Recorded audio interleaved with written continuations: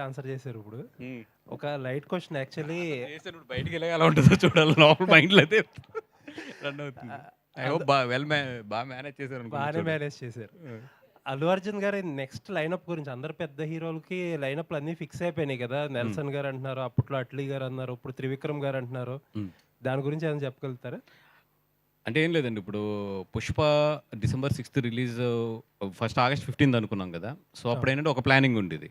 హ్మ్. ఇప్పుడు డిసెంబర్ 6కి ఎళ్ళింది కాబట్టి కొంచెం ప్లానింగ్స్ అన్నీ చేంజ్ అవుతున్నాయి.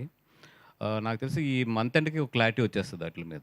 'త్రివిక్రమ్' గారు ఏదో ఒక మంచి ఆయన ఇప్పటిదాకా టచ్ చేయని ఒక జోనర్‌లో ఒక లైన్ చెప్పారు. బాగా ఎక్సైటెడ్‌గా ఉన్నారు 'బన్నీ' గారు అని తెలిసింది. అవునండి. అది లైన్ అయితే ఫిక్స్ అయిపోయింది. ఓకే. దట్ ఫిల్మ్ ఆహ్, భారీ బడ్జెట్ అది. ఇప్పుడు ఆ ఫిల్మ్ భారీ బడ్జెట్ చేయడానికి చిన్నబాబు గారు గాని, అరవింద్ గారు గాని ఈళ్ళందరూ ఎళ్లి ఇప్పుడు ఫైనాన్సెస్‌ని, కార్పొరేట్స్‌ని ఎతుక్కోవాలి. అంత భారీ బడ్జెట్ అది. Okay. First pan India film మన 'త్రివిక్రమ్' గారికి. తి అంటే ఆయనకి ఆ కేపబిలిటీ ఉందనేది బన్నీ గారికి బాగా నమ్మకం త్రివిక్రమ్ గారి మీద. సో, వీళ్ళిద్దరూ ఎప్పుడో ఒక 2 ఇయర్స్ నుంచి మాట్లాడుకొని ఒక కాన్సెప్ట్ అయితే ఫిక్స్ అయ్యారు. It's a more than story I can say it's a concept.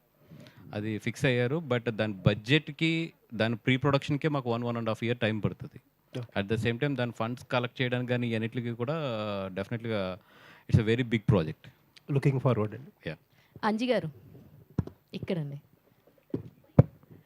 Myself Hemamalini అండి. ఫస్ట్ ఆఫ్ ఆల్ నేను వెస్ట్ గోదావరి అమ్మాయిని. సో, మేము ఫ్రెండ్స్ అండి అంటే బాగా కనెక్ట్ అయిపోతాం.